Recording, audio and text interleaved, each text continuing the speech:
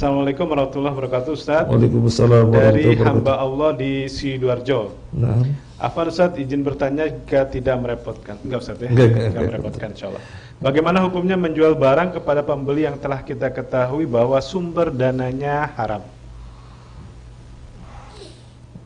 kita jualan, Ya, ada pembeli, ya. kita tahu dia Koruptor.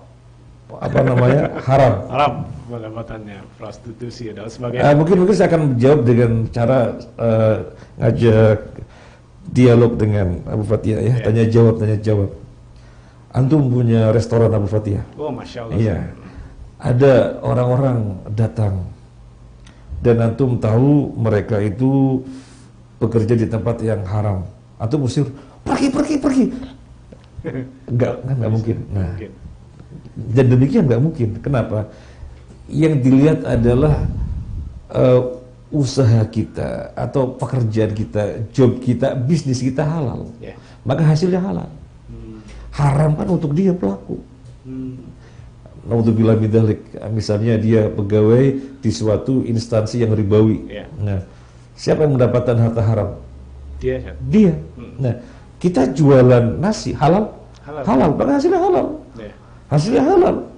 Loh, kan dia hasil dari ribawi itu, ya haram untuk dia.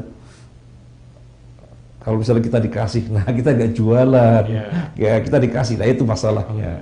Kalau kita dikasih dari orang berpenghasilan haram, itu uang haram tetap.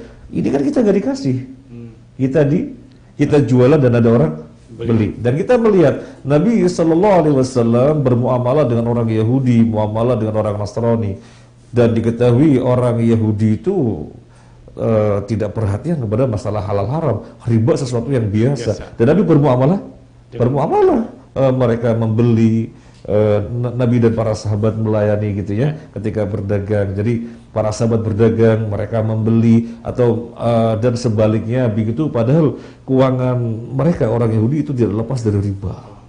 Jadi tidak mengapa ya. Sama saja seperti ini. Misalnya seorang dokter bekerja di sebuah rumah sakit. Pemilik rumah sakit ini, atau the owner rumah sakit ini, untuk mewujudkan rumah sakit dan operasionalnya, peralatannya dan yang lainnya itu dari sumber ribawi misalnya, sehingga terwujud rumah sakit dengan segala peralatan di dalam. Seorang dokter kerja di situ, gajinya haram apa halal? Halal. Loh, kan rumah sakitnya dari harta haram. Peralatan dari harta haram. Dia kerja di situ halal apa haram? Halal. Dia sebagai dokter profesi yang halal. Urusan rumah sakitnya, peralatan dan yang lainnya, dia tidak terlibat. Itu permasalahan si owner dengan riba itu. Jadi tidak ada masalah karena tidak terlibat langsung. Sebagaimana Pak Hendy tadi, terlibat apa enggak dengan dia bekerja di instansi riba? Enggak terlibat, ya, enggak terlibat. Kemudian misalnya naudzubillah min dzalik, sekedar contoh misalnya WTS datang ke restoran,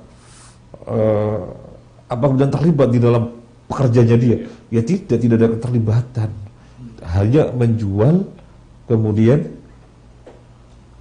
dia bayar halal, kita menjual halal, gak ada masalah. Nggih.